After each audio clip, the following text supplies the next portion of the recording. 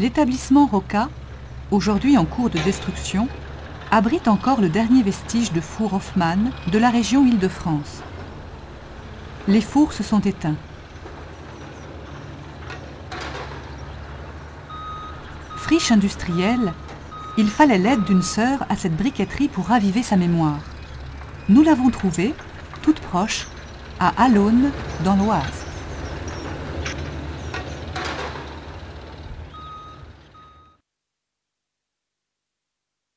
Alors on se trouve sur le site de la briqueterie d'Allonnes. Donc on est situé aux portes de Beauvais, sur la vallée du Pays de Bray. Cette vallée qui a été en fait au niveau histoire et un lieu d'extraction de matières premières de qualité. Notre briqueterie existe depuis 1830. Nous sommes actuellement, nous, à entre 5 et 10 km de nos 4 sites d'extraction d'argile. Et elles sont stockées sur une plateforme. Et là, elles vont pourrir naturellement. Il faut que l'argile se décompose naturellement par tous les effets climatiques, l'eau, le gel, le soleil, le vent. Il faut savoir que nous, nos sites, c'était de l'ordre d'un demi-hectare pour à peu près 25-30 ans de production. Ce qui est tout petit, remis en état, ça ne se voit plus. On a retiré la croûte d'argile qui était de 3 mètres, 3 mètres 50. On a baissé un niveau, mais l'utiliser de façon rationnelle comme il l'était au préalable.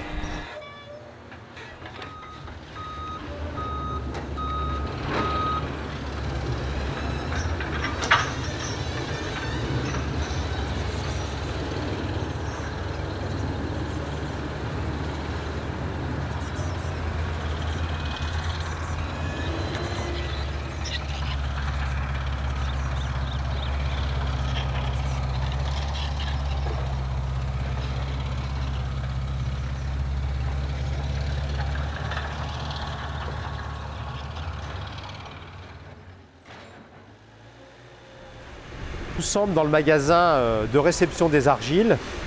J'ai dans les mains au moins 3 sortes d'argile. Il m'en manque 2 autres.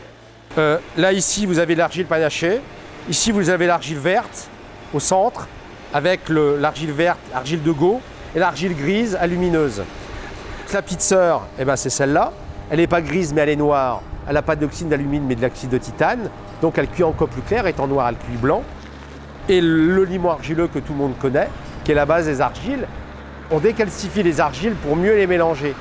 Alors que quand elles viennent d'être extraites, elles sont tellement plastiques qu'on n'a pas la possibilité de les fracturer aussi facilement.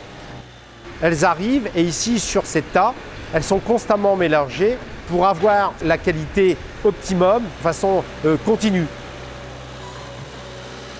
La richesse, c'est d'avoir toutes ces matières premières à disposition, de les maîtriser complètement pour obtenir du produit la grande qualité que l'on a et l'esthétique importante que nous avons dans la variété des tons.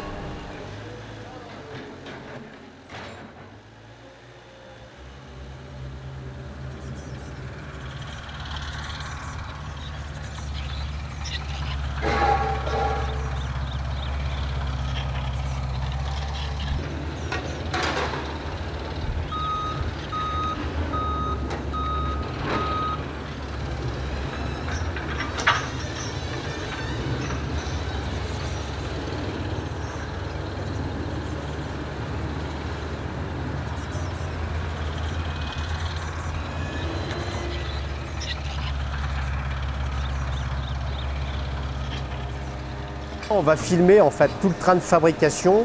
Donc chaque machine va représenter un stade de travail au niveau de l'argile. Concassage, malaxage. Le premier concassage, il est aux alentours de 8 mm. Le deuxième concassage, broyage, il est à 3 mm. Donc on va faire passer l'argile par tout un stade de machines qui vont développer le maximum de finesse au niveau de la matière première.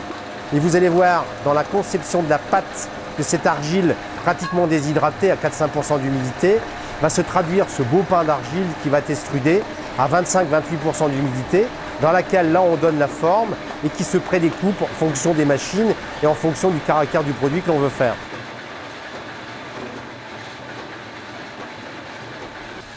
Nous sommes devant le moulage, donc moulage qui va donner le dimensionnel, le pain qui est extrudé par la mouleuse, donc filière hydraulique, dans laquelle va se conformer la pâte au dimensionnel souhaité.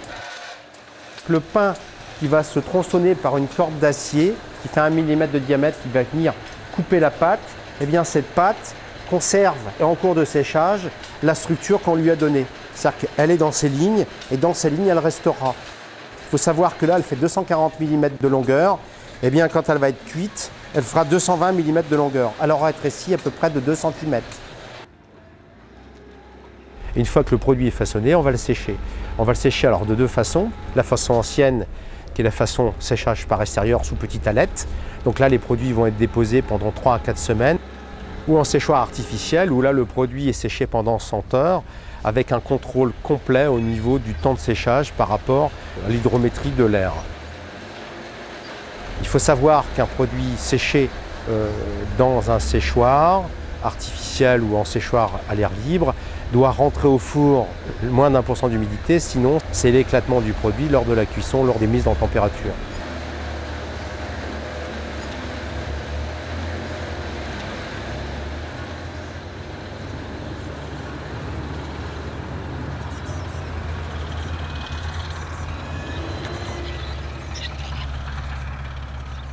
L'entreprise Roca modernise ses équipements en 1969.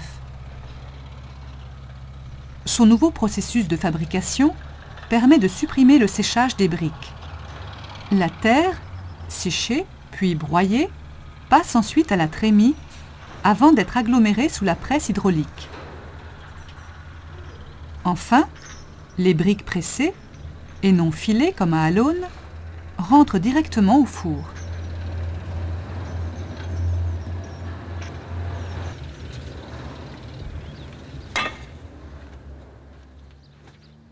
Le four que nous utilisons pour cuire les briques est un four de type Hoffmann.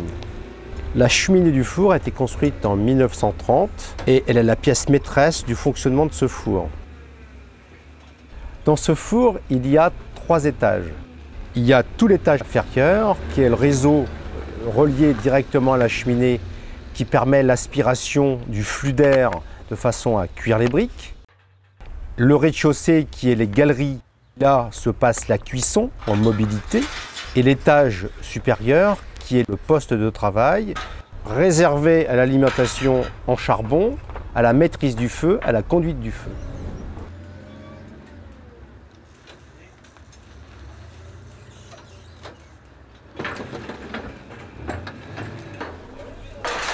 Donc on est à l'intérieur du four.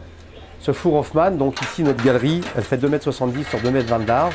Et les produits qui sont ici sont les produits qui viennent d'être enfournés, donc des produits secs provenant du séchoir. Ici, aujourd'hui on est le 18, nous défendrons les produits le 18 juillet. Il nous faut un mois. C'est-à-dire que ces produits sont d'abord stockés à l'intérieur du four et progressivement vont rentrer dans le préchauffage. Le préchauffage, c'est-à-dire que c'est le feu qui va passer dans cette galerie en continu par la dépression d'un courant d'air qui est traduit par l'aspiration de la cheminée.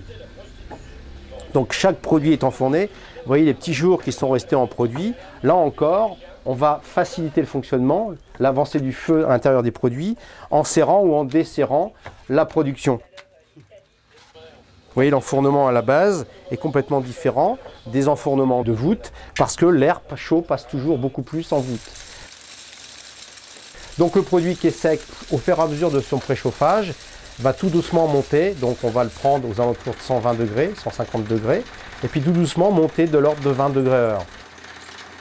Les produits vont cuire, préchauffage 125 heures, commencement du rougissement de la matière, c'est entre 580 et 620 degrés. Nous, on en commence à incorporer nos charbons entre 850 et 920 degrés. Là, on monte très vite en température, on est vite 3-4 heures après à la température donc 180-1200 degrés, qu'on va maintenir pendant 12 heures. Nos trémies de combustion sont ici, c'est-à-dire qu'on envoie dans ces trémies un charbon fin actuellement indonésien par frappe de 25 secondes par quantité de 1 cuillère à café. Et à chaque claquement, le charbon se pulvérise sur la hauteur de la galerie.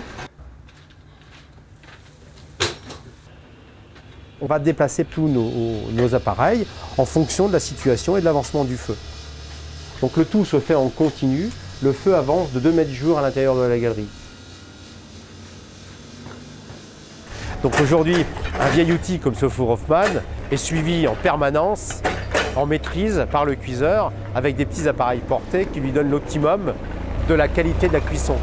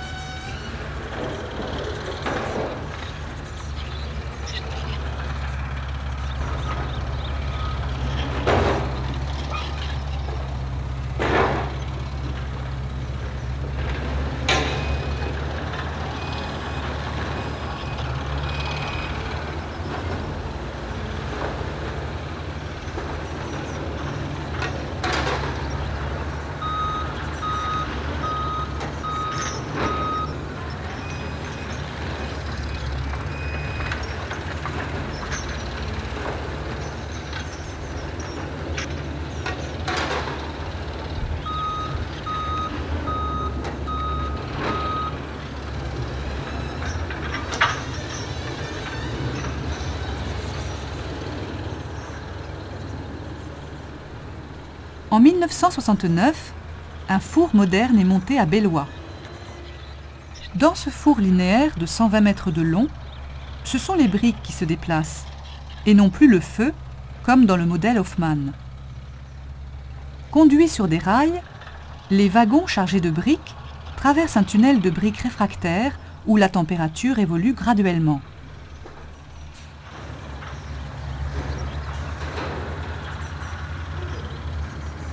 L'utilisation de ce nouveau procédé marque la fin du four Hofmann à Bellois.